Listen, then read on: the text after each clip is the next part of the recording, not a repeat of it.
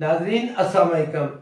मेरी नज़र से एक बड़ी अच्छी खबर गुजरी, या अच्छी या पता नहीं आप लोगों के लिए मुझे नहीं पता, कि टेस्ला एक आप पता है इलेक्ट्रिक कारें बनाने वाली कंपनी है। तो उसकी कीमत जो है, मार्केट वैल्यू उसकी 1 ट्रिलियन हो गई है। वो ट्रिलियन डॉलर, अब दुनिया में सिर्फ 3 4 5 ही कंपनीज हैं जिनकी वैल्यू ट्रिलियन डॉलर में है।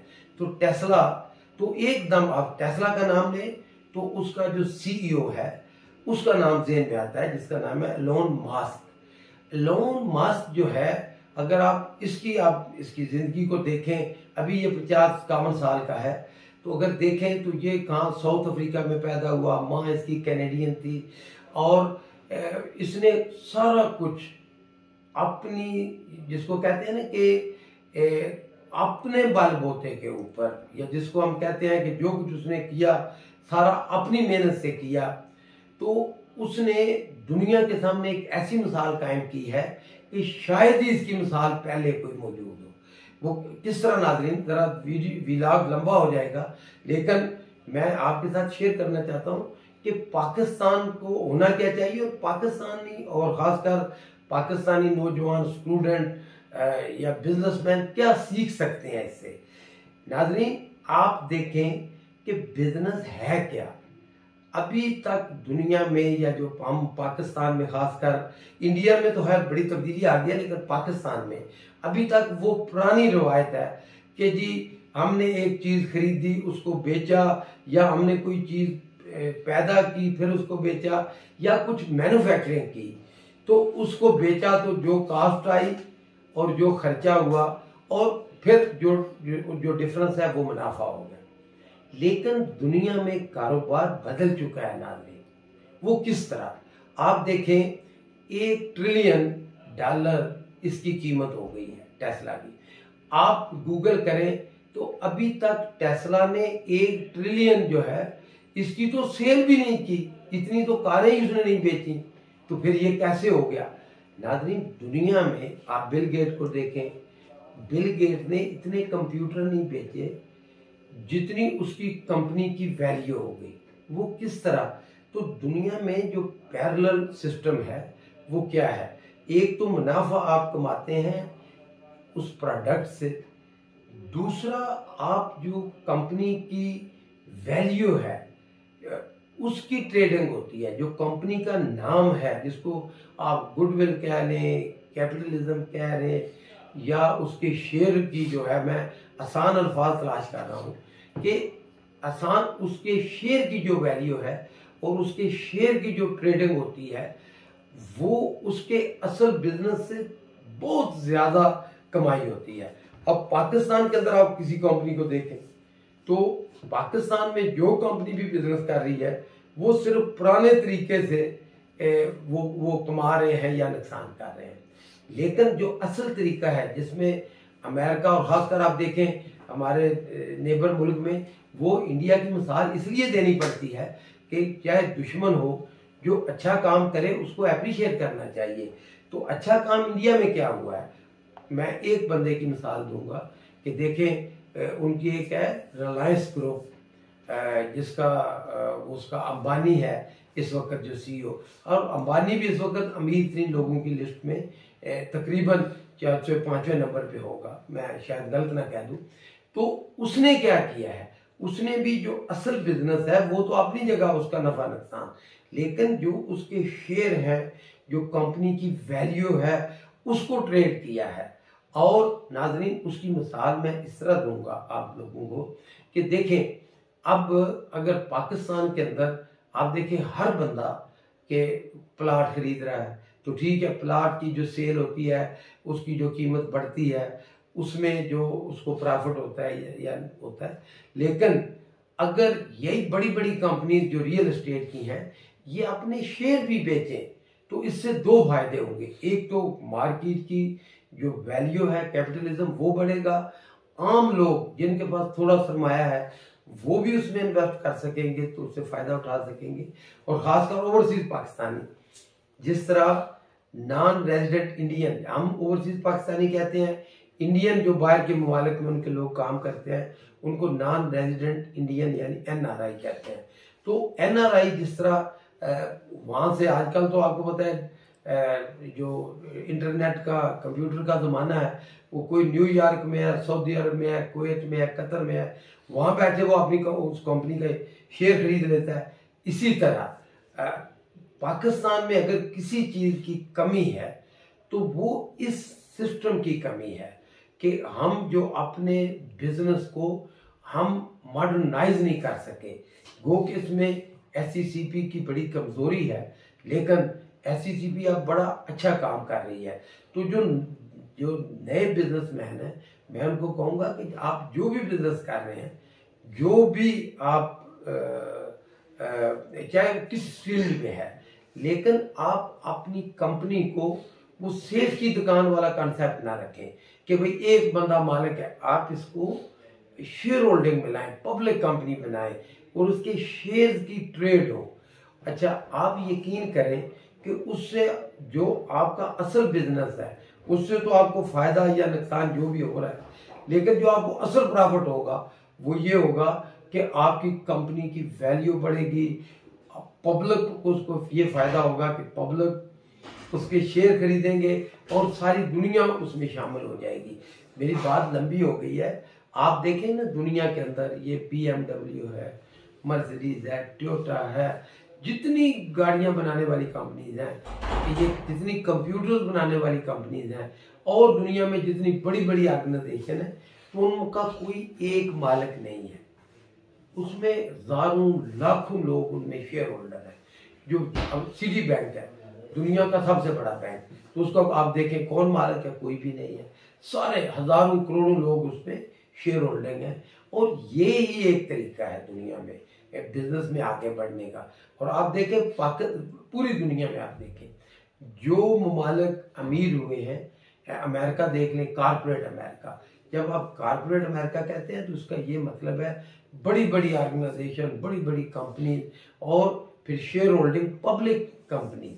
ये जो शेयर की दुकान का कंसेप्ट है ये तो 200 साल पुराना है। तो ये लेकिन अनफॉर्चुनेटली पाकिस्तान के अंदर अभी तक उसी के ऊपर डगर पे काम, हाँ बहुत अच्छा काम किया है। अगर मैं खुले दिल के साथ, वो लोग जो इंडिया से उधार खाए बैठे हैं या जिनके अंदर अफवाज पाकिस्तान के खिलाफ नफरत के अल्लाह की तरफ से है, तो उसको तो कुछ नहीं कहा जा सकता कि वो यकीनन जहालत के अंधेरों में है। सबसे अच्छा काम मैं आपको सोचने का कह रहा हूँ, मैं आपको डिबेट का कह रहा हूँ, पाकिस्तानी अफवाज ने जो किया है दुनिया की किसी फौज ने नहीं किया। वो क्या है कि उन्होंने एक बिजनेस मॉडल इंट्रोड्यूस कराया है। आप देखें अस्करी बैंक उसकी एक मिसाल है, आप देखें फौजी फर्टिलाइजर, आप देखें फौजी सीमेंट, आप DHA देखें। तो ये जो कंपनीज हैं इसमें गवर्नमेंट का एक पैसा भी नहीं है, वो गवर्नमेंट से एक पैसे का टैक्स भी नहीं उसकी छूट लेते। फर्क क्या है? फर्क ये है कि उन्होंने जो दुनिया का जदीद तरीन सिस्टम है उसके ऊपर अमल करते हुए, ठीक है, उन्होंने अफवाज पाकिस्तान की वेलफेयर में हिस्सा डाला है। तो ये तो असल काम हुकूमत पाकिस्तान को करना चाहिए था कि पूरी दुनिया की अफवाज जो है उनकी वेलफेयर हुकूमतें करती हैं, वो ममालिक करते हैं। इसी तरह हुकूमत पाकिस्तान की बुनियादी जिम्मेदारी है कि अफवाज पाकिस्तान हो या कोई आम शहरी, हर एक की वेलफेयर उसकी बुनियादी जिम्मेदारी है।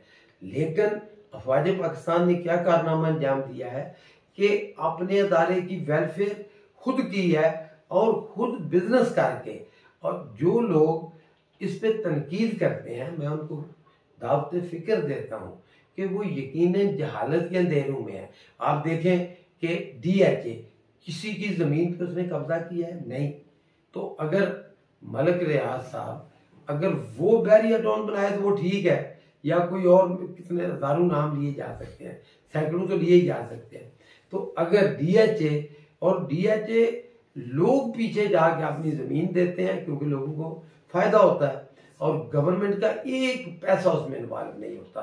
तो आप खुद सोचें कि अगर वो एक अच्छी रहायश, एक अच्छा पाकिस्तान की इकानमी के अंदर और अपने अदारे के लिए वो अगर एक अच्छा काम कर रहे हैं तो उसमें कोई तनकीद तो होनी चाहिए जिसका कोई सर पैर हो। लेकिन क्योंकि हमारे यहाँ वो होते हैं ना नीम हकीम किस्म के कारोबारी हैं, नीम हकीम किस्म के मईशतदान हैं, तो वो जब अफवाज पाकिस्तान का जिक्र आएगा तो वो मार्शल लॉ शुरू कर देंगे। उसके अंदर मार्शल लॉ वो एक सियासी बात है। कारोबार की बात हो तो अफवाज पाकिस्तान ने जो बिजनेस मॉडल दिया है सारे मुल्क को उससे सीखना चाहिए। और यही है, आप देखें ना अस्करी बैंक है, तो अगर मियां मनशा बैंक चला रहा है मुस्लिम कमर्शियल बैंक तो वो हलाल है और अस्करी बैंक जो हराम है। आप ये इसी तरह के दलाइल हैं इन लोगों के। तो आप देखिए इसी तरह अस्करी सीमेंट है, तो इससे क्या होता है, जो शौदा हैं उनकी जो उनकी तनख्वाहें होती हैं पहले या उनके उसके बाद जो उनकी पेंशन है उसमें से जो उनकी बचतें होती हैं वो अपनी मर्जी से वो वहाँ जमा करा देते हैं।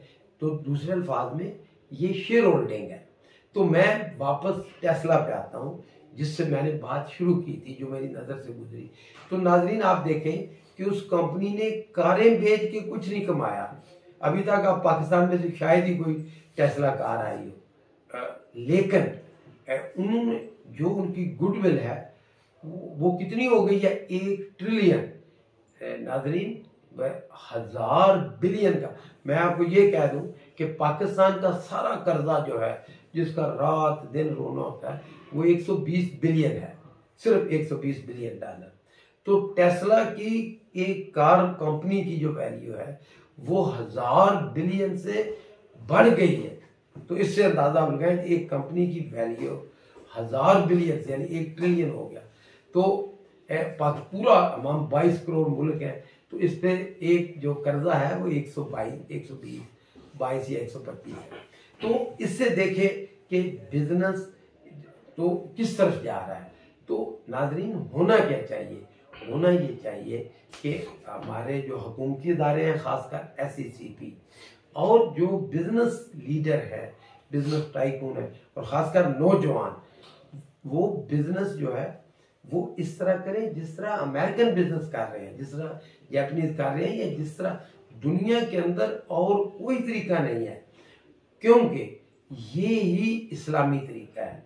देखिए हमारे नबी मोहम्मद सल्लल्लाहु अलैहि वसल्लम ने कब से, आज से 1500 साल पहले कह दिया कि ये जो सूद है ये अल्लाह के साथ जंग है। अब इससे ज्यादा तो कोई नहीं सख्त बात, इससे ज्यादा सख्त बात नहीं कही जा सकती कि कितना नुकसानदेह है। ये जो सेफ की दुकान है ये सारी सूद पे चलती है, लेकिन ये जो एलोन मस्क कर रहा है ये शेयर होल्डिंग है, अवाम का अवामी पैसे से हजारों लाखों करोड़ों शेयर होल्डर है। ये बात आपको समझने की है और ये इस्लाम के ऐन मुताबिक है। इसमें नुकसान भी होता है, नफा भी होता है, कभी शेयर ऊपर जाते हैं कभी नीचे आते हैं। जो लोग इसको जुआ कहते हैं वो जाहिल है, वो जहालत के अंधेरों में है। ये इस्लाम क्या कहता है, जिस बिजनेस में नुकसान का डर नहीं वो उसको इस्लाम कम अज कम उसको अप्रिशिएट या उसको अच्छा नहीं समझता। इस्लाम उस कारोबार को अच्छा कहता है जिसमें नफा भी हो नुकसान भी हो।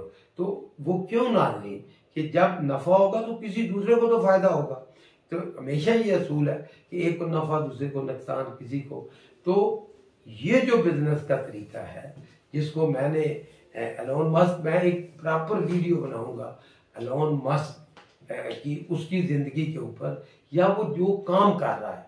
यकीन करें कि उसने जो जो आइडिया भी दुनिया को दिया है वो अभी मैं आपको बता दूं कि वो जिस तरह एप्पल ने अपना फोन दिया ना, तो अब टेस्ला फोन आ रहा है। मैं अभी उसने ट्रैफिक का निज़ाम दुनिया को सहूलत देने के लिए एक बोरिंग कंपनी कायम किया है कि शहर ऊपर रहे, पूरा शहर जैसे इस्लामाबाद है, लाहौर है, तो ट्रैफिक तो शहर के नीचे तो किसी को ऊपर पता भी नहीं होगा, 200 मीटर 300 मीटर नीचे जमीन के अंदर वो रोड्स का और सुरंग जो है उनका नेटवर्क बना देगा और ऊपर कोई खुदाई नहीं होगी। इतनी बड़ी बड़ी मशीनें वो बना रहा है और उसने कामयाब तजर्बा कर लिया है और इसी तरह उसके इस आइडिया बिका है और उस आइडिया को देख के लोगों ने उसके शेयर खरीद लिए हैं और वो उसमें उसके पास अरबों डॉलर आ गया और आइडिया उसने किया है। स्पेस एक्स उसकी कंपनी है, आपने देखा होगा कि वो कहता है कि एक नई दुनिया बसाई जाए जो हम ऊपर हम स्पेस में रहें। आप देखें अभी तो एक दो लोग कुछ अमीर लोग गए हैं लेकिन उसका आइडिया इतना हिट हुआ है कि लोगों ने फिर अरबों डॉलर में उसके शेयर खरीद लिए हैं और आप देखें कि उसने कितना कामयाब और उसने ये दिया है आइडिया। तो दुनिया में इस वक्त आइडिया की और जो आप एक नई चीज़ मुतारफ कराते हैं उसकी वैल्यू है। अब उसने क्या देखें जो मैं टेस्ला फोन का जिक्र किया तो मेरा आज इस विलाग में ये जिक्र नहीं था, ये तो बात चल निकली है तो मैंने शुरू कर दिया। टेस्ला का जो फोन होगा उसमें इंटरनेट वो स्पेस से देगा कि ये जो इंटरनेट हम इधर से लेते हैं किसी से लेते हैं तो पूरी दुनिया को वो इस तरह जिसके पास टेस्ला होगा समझे सारी दुनिया वो कनेक्ट होगी। तो इसी से फिर इसी तरह वो जो नई गाड़ियां बना रहा है, जो नए ट्रक बना रहा है, जो नए बसेस बना रहा है, नए जहाज, ड्रोन, ये सारे ड्राइवर पायलट के बगैर होंगे सब कुछ। तो ये कोई अब ख्वाब नहीं रहा, ये तो अब हकीकत में हमारे सामने आ रहा है। तो आप सब भी खासकर मैं नौजवानों से या जो बिजनेस टाइकून है, लीडर है, उनसे ये कहूँगा कि होना क्या चाहिए, जदीद तरीन आप पीछे ना देखें, सेठ की दुकान बंद करें और एलोन मस्क, बिल गेट की दुकान की तरफ देखें। शुक्रिया। माशाअल्लाह।